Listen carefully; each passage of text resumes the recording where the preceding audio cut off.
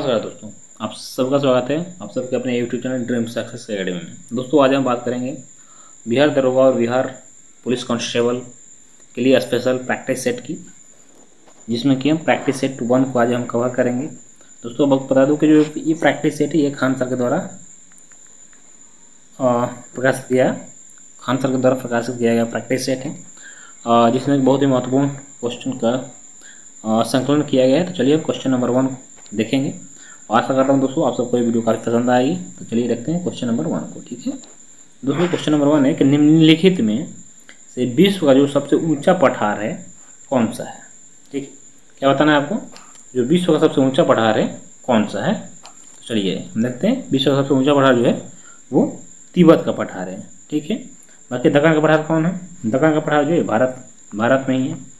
ठीक, चलिए अब हम आगे क्वेश्चन नंबर 2 को देखेंगे। क्वेश्चन नंबर 2 कह रहा है कि एसएस तारापुर समिति का संबंध किससे है।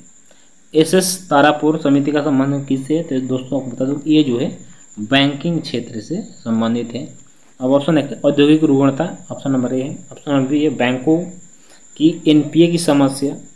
ऑप्शन नंबर 3 है कि रुपए की पूंजी खाते में परिवर्तनीयता। तो एक तरह से देखा जाए तो सारा जो है ये बैंकिंग क्षेत्र से संबंधित है, किंतु इसमें भी आपको जो आंसर होगा ये रुपए की पूंजी खाते पर परिवर्तनीयता से संबंधित है एस तारापुर समिति। ठीक है, चलिए आगे हम क्वेश्चन नंबर 3 को देखेंगे। क्वेश्चन नंबर 3 कह रहा है कि संसद के दोनों सदनों में यदि गतिरोध की स्थिति में यदि लोकसभा का अध्यक्ष और उपाध्यक्ष दोनों अनुपस्थित हों तो जो संयुक्त अधिवेशन होता है उसकी बैठक की अध्यक्षता किसके द्वारा की जाती है। इसका कहने का मतलब है कि यदि संसद के दोनों सदनों में किसी बात को लेकर यदि विवाद हो जाता है और जब संयुक्त अधिवेशन बुलाया जाता है, उस अधिवेशन में यदि अध्यक्ष और उपाध्यक्ष दोनों अनुपस्थित होते हैं तो फिर जो है सभा की अध्यक्षता कौन करेगा। तो इसका आंसर दोस्तों आपको बता दें कि इसका आंसर हो जाएगा ऑप्शन नंबर बी, राज्यसभा का उपसभापति। आंसर होगा राज्यसभा का उपसभापति।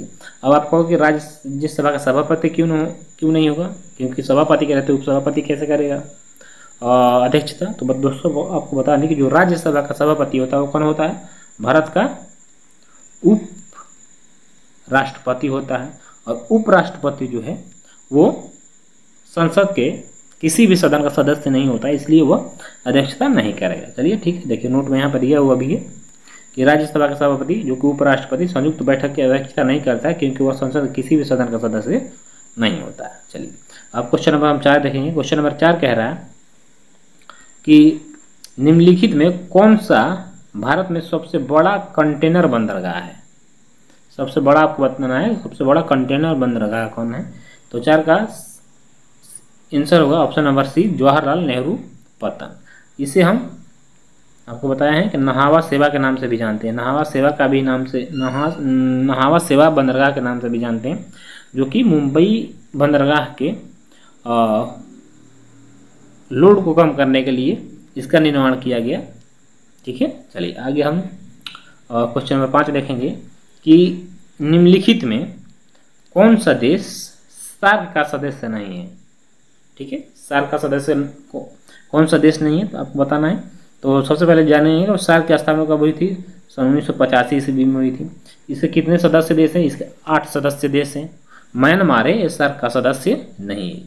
म्यांमार जो आसियान देशों में आसियान देशों का यह सदस्य है, किंतु सार्क का सदस्य नहीं। बाकी मालदीव, अफगानिस्तान और नेपाल क्या सार्क के सदस्य हैं। चलिए अब देखेंगे हम क्वेश्चन नंबर 6 को। क्वेश्चन नंबर 6 कह रहा है कि टोपरा तथा मेरठ से जो 2 अशोक स्तंभ दिल्ली लाए गए हैं, उस अशोक स्तंभ को दिल्ली लाने का श्रेय जो है किस शासक को जाता है। तो याद रखिएगा टोपरा और मेरठ से 2 अशोक स्तंभ लेख को जो दिल्ली लाया था वो फिरोज शाह तुगलक था। ठीक है, चलिए 7 देखेंगे। क्वेश्चन नंबर 7 कह रहा है कि ट्रिम्स का जो है पूरा नाम आपको बताना है। ट्रिम्स का पूरा नाम जो है वो ट्रेड रिलेटेड इन्वेस्टमेंट मेजर्स है। ठीक, तो 7 का ऑप्शन नंबर बी सही होगा। ठीक है, चलिए क्वेश्चन नंबर हम 8 देखेंगे कि निम्नलिखित जंगलों में से कौन सा जंगल ऐसा है जो पृथ्वी के फेफड़े के रूप में जाना जाता है। तो दोस्तों क्वेश्चन नंबर 8 का आपको आंसर हो जाएगा अमेजन का जो वर्षा वन है यह पृथ्वी के फेफड़े के रूप में भी जाना जाता है। ठीक है, यह काफ़ी घना वन है और यह जो है दक्षिणी अमेरिका कॉन्टिनेंट में पड़ता है। ठीक है, और 9 है कि बंगाल विभाजन के संदर्भ में निम्नलिखित कथनों में से कौन सा कथन एक जो है वो सही नहीं है। देखिएगा 16 अक्टूबर 1905 ईस्वी को तत्कालीन वायसराय लॉर्ड कर्जन द्वारा बंगाल विभाजन लागू किया गया, ये बिल्कुल सही है। ठीक है, चलिए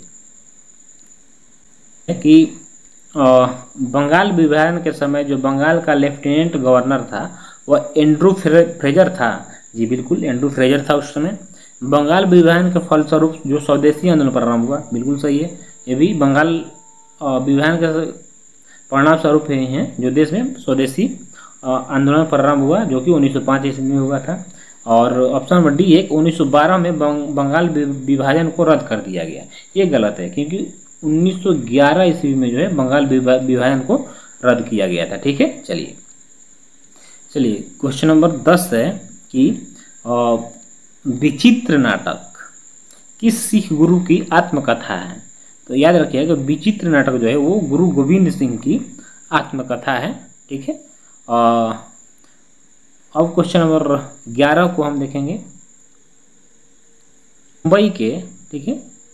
मुंबई के नेशनल स्टॉक एक्सचेंज जिसे कि हम NSE भी कहते हैं में बॉन्ड दर्ज कराने वाली प्रदेश का जो पहला नगर निगम है, यानी देश का जो पहला नगर निगम है वह कौन सा है।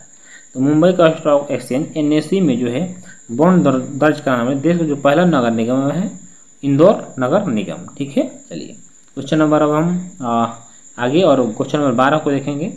क्वेश्चन नंबर 12 कह रहा है निम्नलिखित अभयारण्यों में से कौन सा उल्लेखित संरक्षित प्रजाति के लिए सुमेलित नहीं है, यानी कौन सा अभयारण्य है जो इन ऑप्शनों में से दिया हुआ जो उनके लिए संरक्षित अभयारण्य नहीं है। तो देखना है आपको, ऑप्शन नंबर ए कह रहा है कि जिम कार्बेट बाघ के लिए, बिल्कुल सही है, जिम कार्बेट बाघ के लिए जाना जाता है। केवलादेव घना दोस्तों ये शेर के लिए बल्कि ये पक्षियों के लिए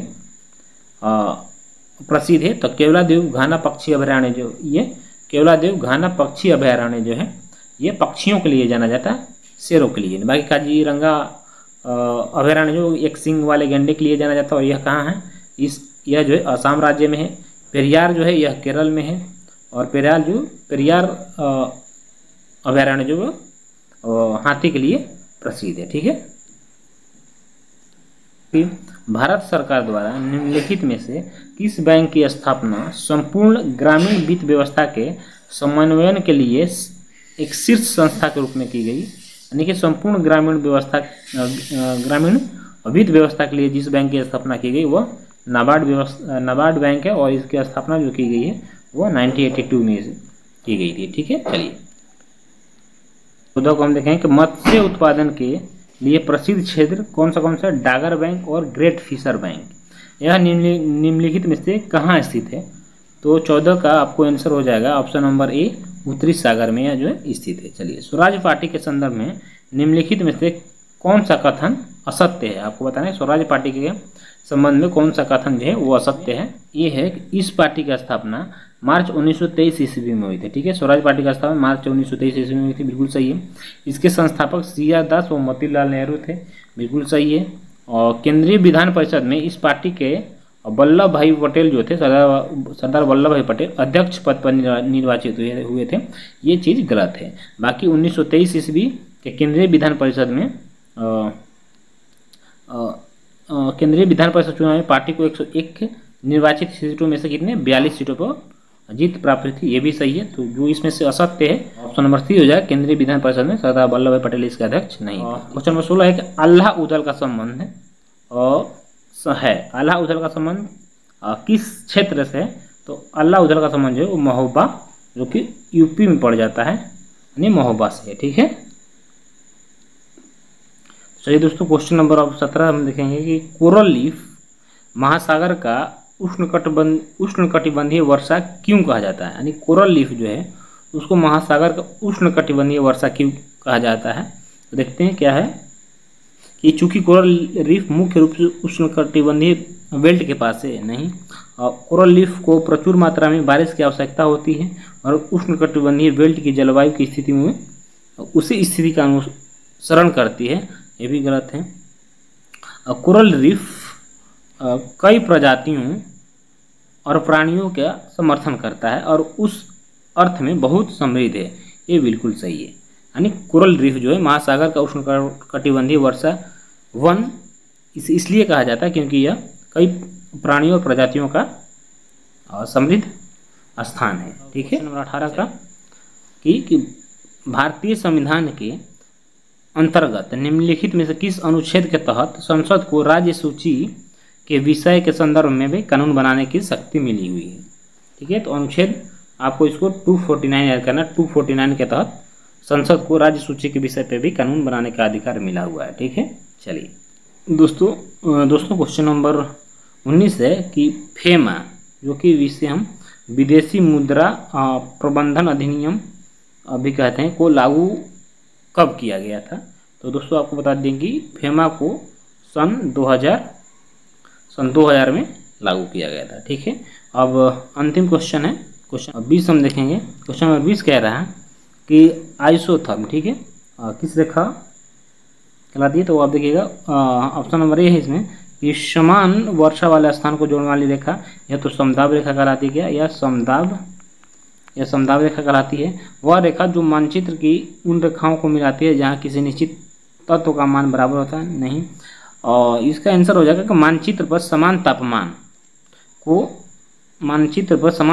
को मिलाते हुए खींची गई रेखा को हम क्या कहते हैं, आइसोथर्म। मानचित्र पर समान तापमान के स्थानों को मिलाते हुए खींची गई रेखा को हम आइसोथर्म कहते हैं। ठीक है, चलिए दोस्तों, तो ये मॉडल प्रैक्टिस सेट नंबर 1 को हम लोगों ने कवर कर लिया, जिसमें कि 20 क्वेश्चन था। तो ये जो कि स्पेशल बिहार पुलिस और बिहार दरोगा के लिए दोस्तों आपको बताएं कि स्पेशलाइज तैयार किया हुआ सेट है। तो दोस्तों आपको ये वीडियो कैसी लगी, अच्छी लगी हो तो लाइक करें। मेरे चैनल में पहली बार यदि आप हों तो मेरे चैनल को सब्सक्राइब करें और इसी तरह अपना प्यार दुलार बनाए रखें। फिर मिलते हैं किसी नेक्स्ट वीडियो में, और तब तक के लिए दोस्तों जय हिंद, वंदे मातरम।